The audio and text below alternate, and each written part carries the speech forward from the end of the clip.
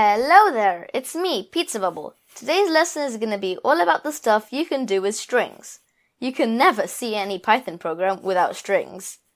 But before we start, I'd like to say thank you for 100 subscribers. I've been wondering how you guys are doing with the Conda Quiz I've been adding every week. Have you managed to upload it? It's relatively easy. All you have to do is go to the place where you saved it in your computer and drag it into your Jupyter Notebook homepage. It should appear near the top, so just press upload to move it there. If you have any problems with the Conda Quiz and uploading it, or if your operating system works differently, please bring it up in the comments. I'd appreciate your feedback. Great, now on to the main thing. Strings, as I've mentioned before, are text made up of any character, all inside a pair of quotes. Also, they're surprisingly similar to lists. Just like lists, you can index them. However, there's a technique called slicing exclusive to sequences like strings and lists, which I'll be focusing on today.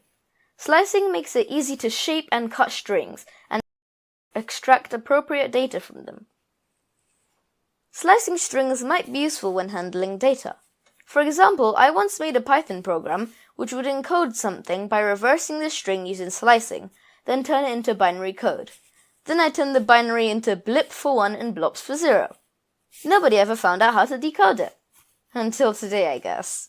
You can also use it to carefully edit something while keeping the rest of the string the same. Let me show you an example. Let's make a variable called myString and set it to the string ABCDEFGHIJK. Just to make it easy to see the order.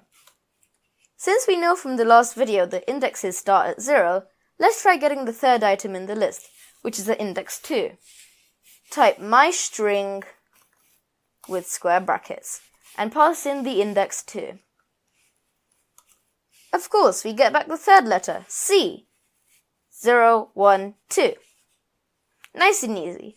But what if we wanted to get more than just one item from the string? Well, that's where the slicing I mentioned before comes in. We start off with myString and square brackets again.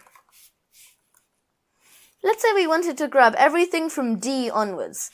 You need to type a starting index, which is 0, 1, 2, 3 in D's case. Then put a colon. This basically means and everything else. Let's run it. Sweet, we get DEFGHIJK. Now, how about if we wanted to grab everything from the start to a certain point in the string? This time we start off with a colon, then put the index we want it to go up to. So let's type myString 3.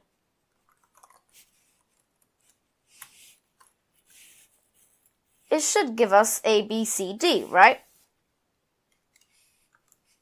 Hold up, this only gives us the letters from 0 to 2. This is because Python interprets colon 3 as up to and not including index 3. At index 3, Python's just like, stop right there. So you only get up to 2. Now, the final stage is getting something from the middle. Let's say we wanted D, E, F. D is at index 3, so we type myString 3. Then separate the start from the stop index with a colon again. Now, if we want F, the stopping index should be 1 more than its index. 0, 1, 2, 3, 4, 5, 6. That means the finished command is myString 3 colon 6. Okay, run it and cross your fingers. Yippee! We get DEF. Alright, I lied. Now this is the final stage. There is one more parameter we can pass in after the stop and start index. It's the step size. For example, if we wanted to get the whole string but only every other letter, we could type myString colon colon, which gives you the entire string, with a step size of 2. So that's how it works. You can also have a negative step size. If you want to completely reverse the string, like I did earlier in my code, you could say myString colon colon -1. Look, I mean, cool! Well, that's about it for today. Again, I've got a Conda Quiz to make sure that all this complicated slicing stuff is stuck in your brain.